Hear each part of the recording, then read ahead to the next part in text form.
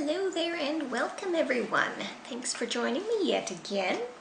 I've got some more YouTube Pagan Challenge prompts for you that I probably should have had ready and waiting before I started recording, but hey, you know, one day I'll figure it out.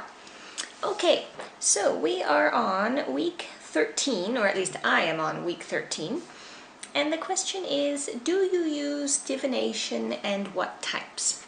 So, do I use divination? Yes, I do. What types? Depends. Probably, I can say that my favorite is cards. So this can be tarot, Lenormand, playing cards. These are all kind of my favorite at the moment. I don't really use oracle cards except for my daily draw. I've mentioned somewhere before, I'm sure I have, that I am, oh, I know, it was the tarot planner. I am horrible at doing a daily draw. Absolutely terrible at it. Usually I just have no interest in it. However, I have found that this is not the case if I use oracle cards. So in the morning when I get up, or I attempt to do a few things. I will sit at my altar. In a perfect world, I will set my little candle and incense. I'll take some quiet time, I'll do my visualizing, etc., etc. And one thing that I absolutely love to do in the morning is to spend just a couple of minutes writing in my journal. And if need be, if anything of note happened that day, then I'll go back in the evening and write again, but in the morning I like to sit with my journal. And choosing a card in the morning from an oracle deck really is a great way to have a prompt. So some mornings, I mean, it's the morning, maybe nothing has happened yet, maybe there's nothing I want to note down in my journal necessarily. So looking at one of the prompts for the cards will get me thinking about something. It'll get me thinking about how does that relate to how I'm feeling, how does it relate to my day, you know, how can I see this playing out in my day, and that will get kind of the creative juices flowing for writing in my journal. So I do really like oracle cards for that. Other than cards, I don't do a whole lot of divining. I like runes, but again, I was always more apt to use my rune cards that were given to me as a gift one year, many, many years ago, than my rune stones, even though I do love the rune stones. So, runes sometimes. I also really love the idea of pendulums, but the idea of pendulums does not love me yet.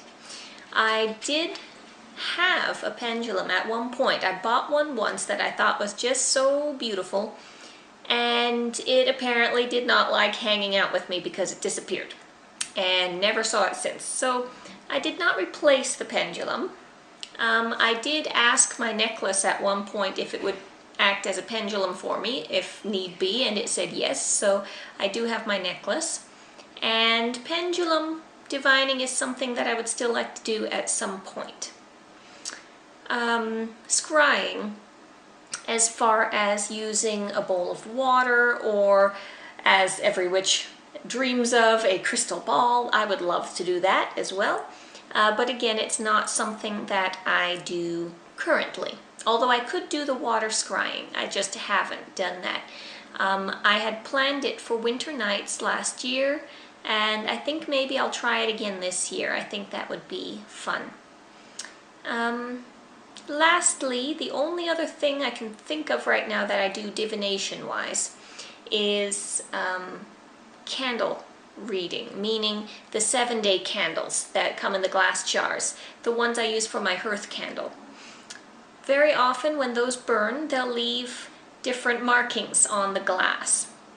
It may be black smoke on the glass, white, maybe rims of wax in certain places, and I have really enjoyed looking at what the glass looks like after my hearth candle has burned down to look for any signs or clues to what kind of information the ancestors or my Earth Goddess are trying to tell me. And it has been really helpful. There was one time that the glass just was practically black. It burned so horribly black. It was awful, and that typically is a sign that there's negative energy. There's too much negative energy around. And so I went out and I got a reversing candle, reversing incense, and I did a little small casting for that. And it was right before I left town for a trip.